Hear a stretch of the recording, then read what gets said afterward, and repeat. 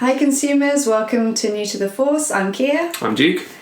And yeah, we're just going to get stuck into it this week. Yeah.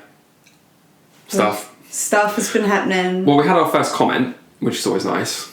We did. We had a very nice comment explaining things to me. I wouldn't say explaining. I would say it was a fan theory. Yes. Which I always slightly struggle with because it's just like, you've had 6 movies to be able to sort your shit out and you can't tell us some of the stuff. All of the TV series, all of the books, you had a lot of time as well. But things change over time. I suppose the thing is, it's just like, you're supposed to have had this universe sort of like set out, and then there's so many things that are still evolving, which obviously means that we're still talking about it now. Yeah. And this is also 30 years after Return of the Jedi, yes. So organisations change and rules change. Yeah, I get that. So our lovely comment from Gary at Sneaky Zebra was... we talked about whether if Kylo Ren is a Sith. Yes, because I was saying that, red lightsaber, all of the swooshing, using the Force, how exactly does that work if there can be only 2? Yeah, well, his whole theory was about them being Force-sensitive people who can go and open doors, like I do every Saturday when I go to a door. And he sort of talked about Force-sensitive people who are made into Sith acolytes, and his theory, which I think you're wrong, Gary, is that they're being trained by an imprisoned Darth Maul. Although Darth Maul is now canon of him surviving after Phantom Menace, because in the Clone Wars he comes back. Okay, so why would Gary be so wrong? He possibly wouldn't be, but I think he could be. I don't think they would do it. Have him. Because as much as they're canon now, the cartoons are still not considered real canon. Even though they are, Disney films, they don't like to assume that people they make films. They don't do it to assume that you've watched absolutely everything. They make it for the dumbest people they possibly can, and that's how. Yeah, how it works. So yeah, thank you very much. So anyone else who has comments or questions, please do throw them at us. Comments, we'll take those as well. Yeah, we can't use that as trademarked. But it gives us a chance to talk about things and for kids to learn more, which is the whole purpose of the show. Yes, and I will be learning more over the next week as well, won't I? Because I think I'm actually being set homework. Like, homework. Yeah, well, that's what a Padawan has, is they have homework. So... That makes me a Jedi. Don't make me angry. Seriously. No. So you can be a Sith apprentice instead if you want. No. You don't have anything to do with the Force or lightsabers. The lightsabers I'd be all up for. Fair enough. See. Yeah. So. I don't know if I can be Ahsoka. I'll just be as badass as Ahsoka. That's it. It's fine. I'm okay. I'm cool. So the first bit of news was to do with something you got a bit excited about a certain person potentially cameoing in Star Wars. Yes, I did get very excited about this, and I also got quite excited about how it came out. Yeah, I don't think you meant to know. Just so, shouldn't have been. So who outed this bit of information? It was Uber geek Simon Pegg at the premiere of his film Man Up, and he was being interviewed by, I think, the Sun or the Scottish Sun or something like that, and everyone keeps asking Simon, are you in Star Wars? Are you in Star Wars? Because he works with JJ on the Mission Impossible films, or one of the Impossible Mission films, and both the Star Trek films. And obviously he's a huge Star Wars geek. And he keeps going, no, I'm not in it. Daniel Craig's a stormtrooper. I shouldn't have said that. It's like that moment of, you're a journalist.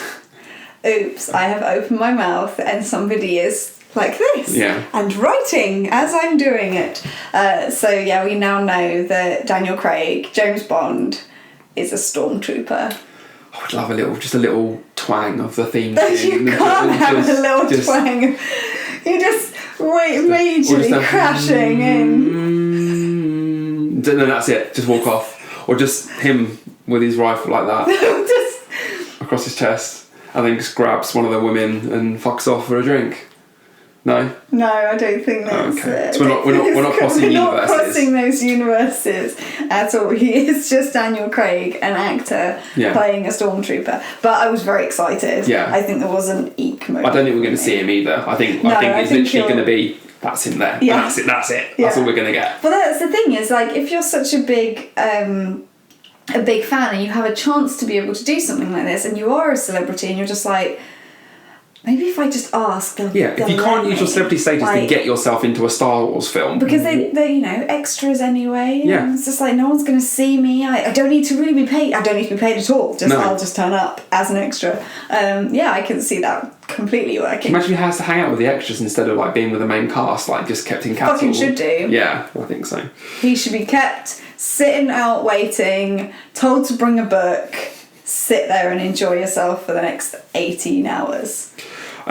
Secret Cinema's coming up. It is, and it does look like it's going to be very exciting.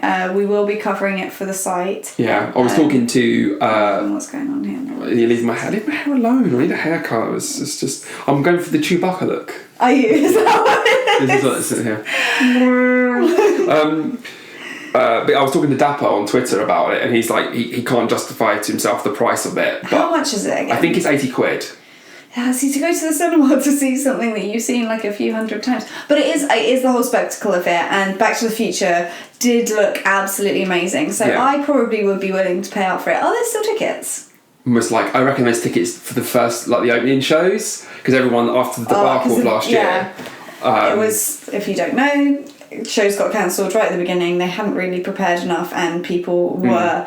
livid. They're probably the first few shows. Plus, you'd like to know that they've got their crap together by the time you get to it. So, I think, you know, the chance to kind of see lightsaber battles, which there's probably going to be. There's going to be. There will be. I mean, it's probably the hardest film out of the three to kind of do it with the AT-ATs and then Dagobah and then... I'm so fascinated to see how they do it, and we will hopefully be covering it for Need to Consume in some way, shape or form. We need to find out if any of the team's going, actually. I'm sure someone will, just all of a sudden then just sponge. So anyway, within your £80 ticket, it now turns out that in London there is a ultra-secret exclusive Star Wars themed bar or club. Our best bet is going to be North and East London. East London. Looking at it, it looks like East London to me. Yeah, and you can sort of see the pictures. Streets. It looks like typical East London council housing. So I'm going with East. Yeah, but to get it, you get given like a phone number, and then you get given a password. Yeah, it's all very Fight Club. The first rule about Star Wars Club is you do not talk about Star Wars Club. Don't talk about Star Wars Club. And but I mean, there's people in there who are dressed up as characters. It looks very much, I think, like the Mos Eisley Cantina from A New Hope. Okay. I think that's kind of the theme they're going for, because it's the only real sort of... We get another one in Attack of the Clones, but it's crap compared to the Mos Eisley one. So you kind of see that. It's the scum one, isn't it? A hive of scum and villainy. So we sort of see that, and I think that's sounds really cool. East London. Yeah. True. Or Westminster. Yes, they should have done it. They really should have done it in Westminster. But that actually makes it quite cool. You can it does make it a lot more exciting, a lot more interesting. We've also had a lot of fun things come out about from Vanity Fair, didn't we? We did. We had some photos, which you'll be looking at now. We've got some fantastic photos of... You were very excited about the sexiness of the black. Yeah, if you look at that, it is stunning. I think it looks amazing. We then got Lupita Nyong'o. I hope I've got her name right, because that's not very fair. She's doing mocap as a character called Maz Kanata, who's a pirate.